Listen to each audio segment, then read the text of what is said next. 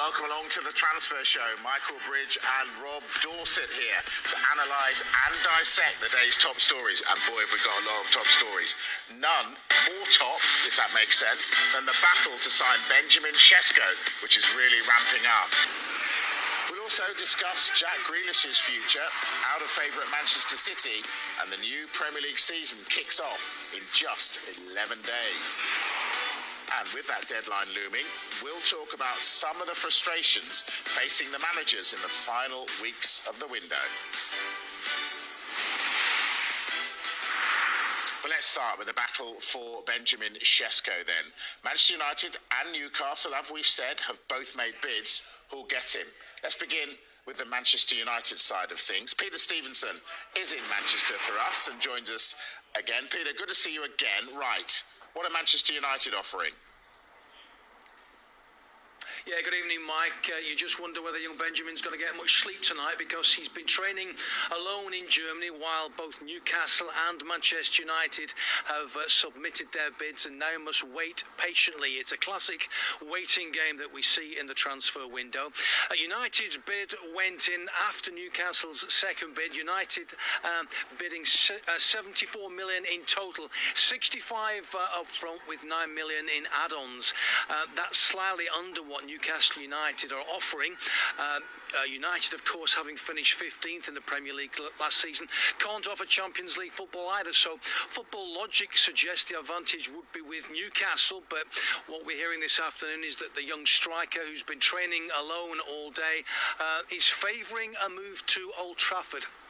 What that will do is significantly, of course, increase United's attacking options. We've seen Matheus Cunha come in, we've seen Brian Mbeumo come in, and really, if you like, experienced Premier League performers. And when you throw young Benjamin into the mix, I'm sure that's what Ruben Amorim is hoping for. A really good attacking, potent threat from United, something which we didn't see at all last year.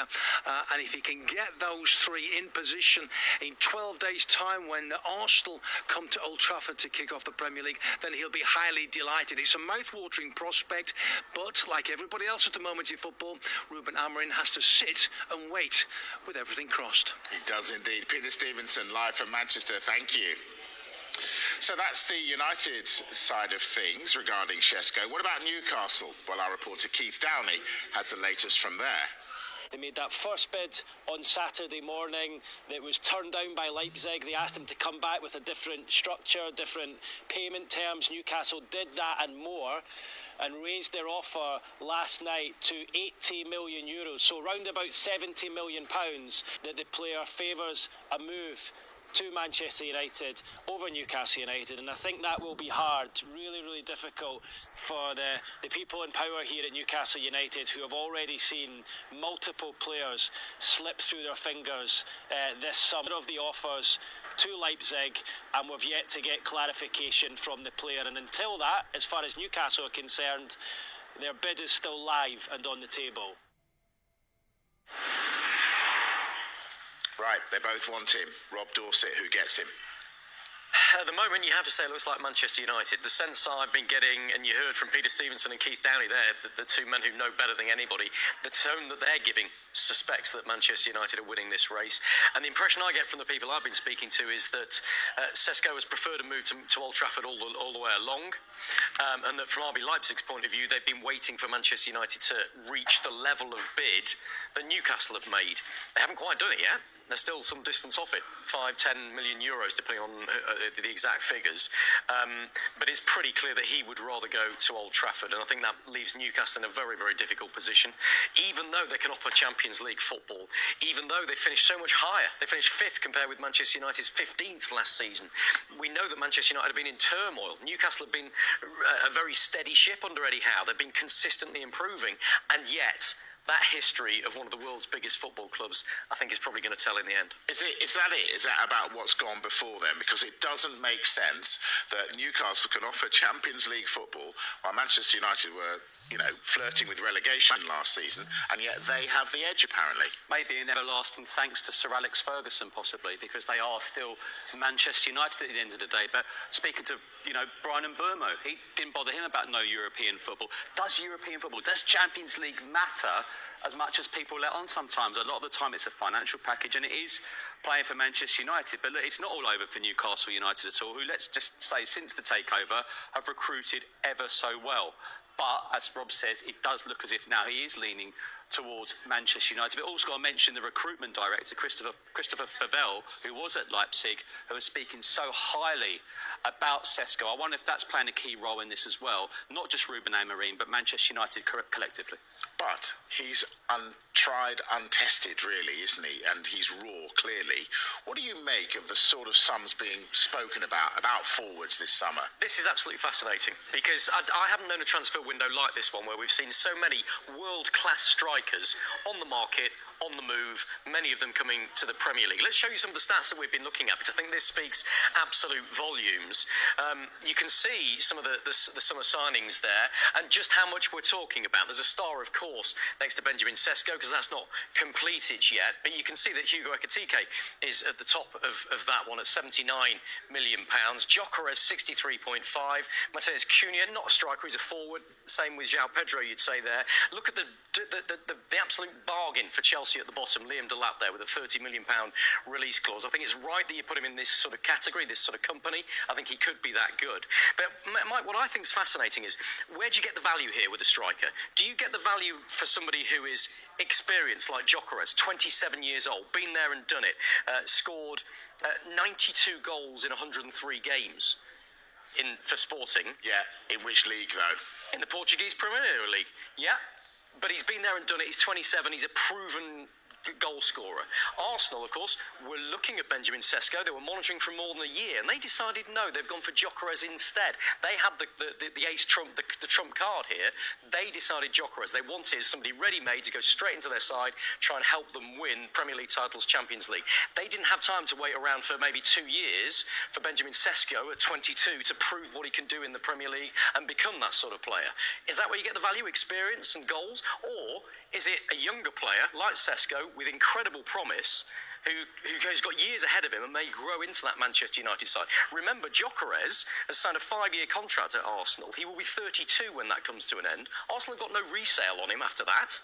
He's worth virtually nothing. Look at Heung-min Son, who we're going to talk to about at Spurs shortly. £15 million, maybe 20 million that Spurs are getting for him. That's a snip for a player of his quality, but he's in the last stages of his career. So Arsenal can afford to write that off because they've got no resale. Doesn't matter. They need a player ready now.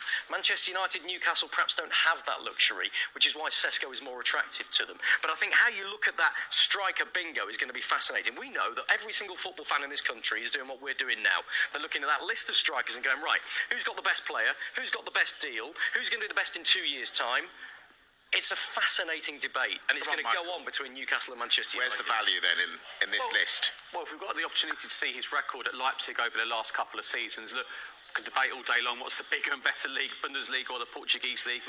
I love watching the Bundesliga, but then you've got a lot of German experts. I was listening to Kevin Hatchard earlier. It would actually be Leipzig, because they're getting a lot of money for a very good player, but as Rob's mentioned, a 22-year-old. The Premier League is tough. But I'll go back to Christopher Favel, Manchester United. He said in the Bundesliga website, extremely quick, great jump, strong in the air, and despite his height, he's very mobile and technically strong. So maybe paying a little bit over the odds, but if Manchester United can get out the players they want, we know the players who aren't wanted, and I'm sure that might go down possibly to deadline day. But this is a new look Manchester United, and if they do get him, it's a new look front three. And also Sesko, by the way, if you look at the goals he scored in that Premier League, they're outside the box, they're inside the box. He scores every sort of goal. So I think that's what Newcastle and Manchester United are looking at. Huge potential.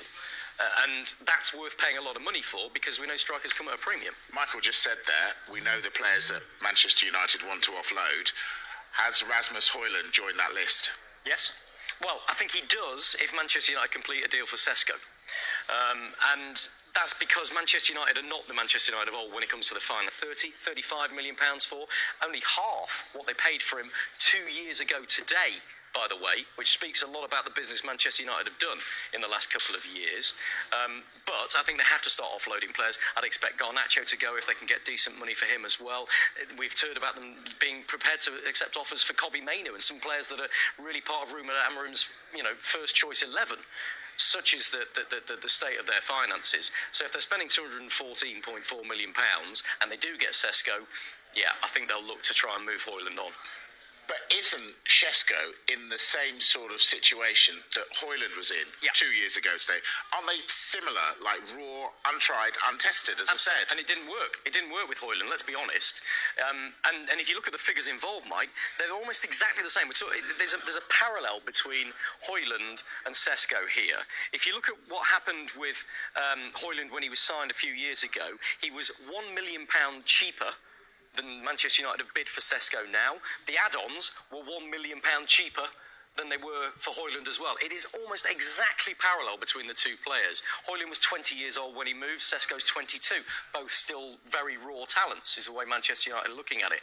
Clearly, the bosses at Manchester United and the likes of Jason Wilcox, who is running the recruitment department, and Flavel, who obviously has got a big part in this as well, they're looking at it going, we think this guy is going to grow into our squad. We think with Brian Mbeumo and Mateus Cunha, throwing the crosses for him, making the passes for him, he's going to score a hatful of goals and he could be a Manchester United striker for years to come.